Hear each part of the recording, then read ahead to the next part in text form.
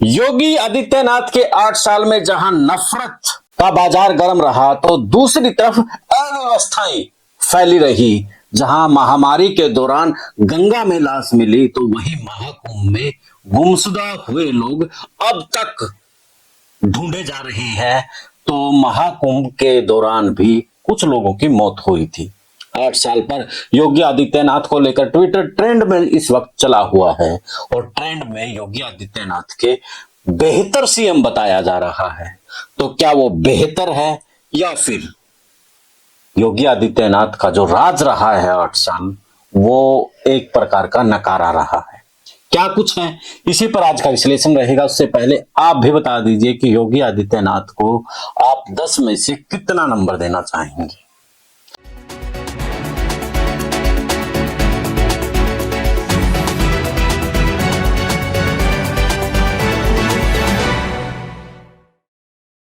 सभी को नमस्कार, राम राम। मैं कुलदीप खंडेलवाल, द विश्व प्रेम न्यूज।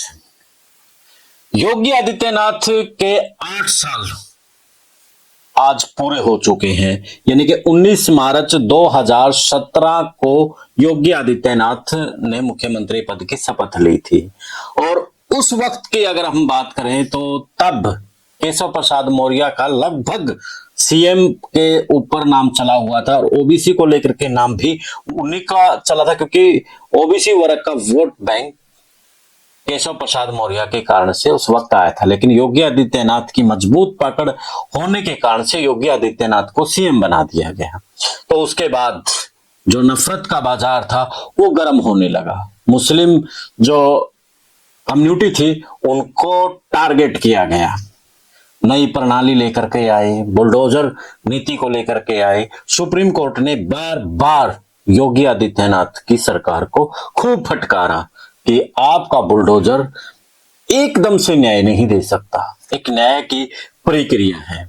योगी आदित्यनाथ के शासनकाल में चाहे महाकुंभ है, चाहे महामारी है, यानी कि जब भी जनता को सरकार की जरूरत पड़ी, वहां पर अव्यवस्था, कोई सुविधा इस तरीके से नहीं मिल पाई जिस तरीके से सरकार का दायित्व बनता है। योगी आदित्यनाथ को ब्रांड तो बीजेपी ने बना दिया है हिंदुत्व को लेकर के, कि जिस प्रकार से हम बटेंगे तो कटेंगे, यानी कि एक नफरत वाली जो भाषा है वो योगी आदित्यनाथ की खूब 8 साल में फुली है।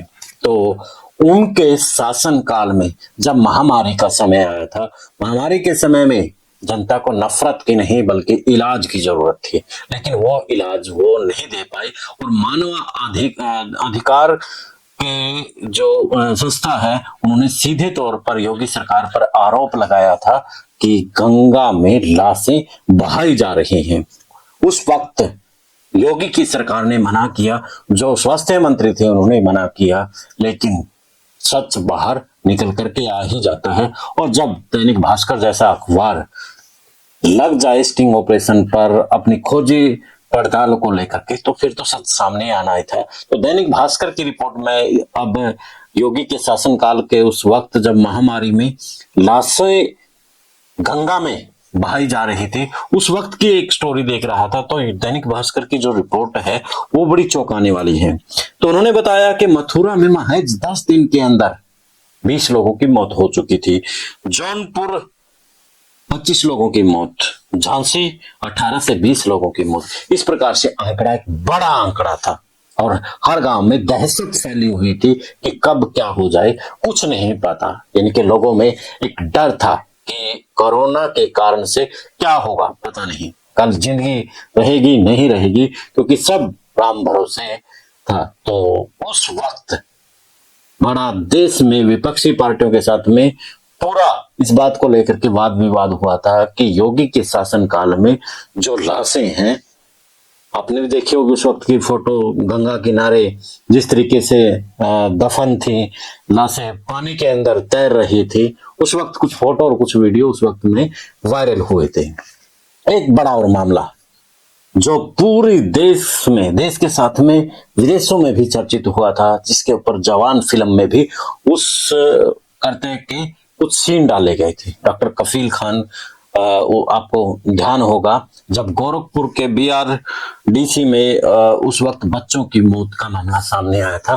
उस वक्त ऑक्सीजन की कमी के कारण से कुछ बच्चों की मौत हो गई थी और पूरे प्रदेश के साथ में देश में उस घटना पर यानी कि झकझोर दिया था। लेकिन योगी आदित्यनाथ फिर भी ब्रांड हैं, हिंदू सम्राट हैं। अब जब उसके एक प्रदेश में बार बार जब भी मौका मिलता है उसको जनता की सेवा करने का, वो जनता की सेवा करने की बजाय वो फिर से किसी मुस्लिम को टारगेट करते हैं और बुलडोजर लेकर के चले जाते हैं और गोदी मीडिया फिर लग जाता है कि योगी जैसा कोई सीएम नहीं है। अब महाकुंभ की मैं जैसे जिक्र पहले भी कर चुका हूं, महाकुंभ के दौरान जिस तरीके से वहां पर भगदड़ मची, लोगों की मौत हुई, गुमशुदा हुई और जो मीडिया ने वहां पर रिपोर्ट दिखाई, वहां पर आंकड़े छुपाने की कोशिश की गई। टीवी 9 का आपको भी याद होगा, जब पत्रकार और वहां के अधिकारी आपस में उलझ रहे थे और बता रहे थे कि किस तरीके से वहां पर सब कुछ छुपाया जा रहा है। तो योगी आदित्यनाथ के शासनकाल पर मेरी ये रिपोर्ट आपको कैसी लगी और कैसे आप योगी आदित्यनाथ को देखते हैं, जरूर बताइएगा और चैनल को फॉलो शेयर और सब्सक्राइब भी कर लीजिएगा। दे इजाजत, फिर मिलते हैं कि नए मुद्दे के नए विश्लेषण के साथ। जय हिंद, जय भारत।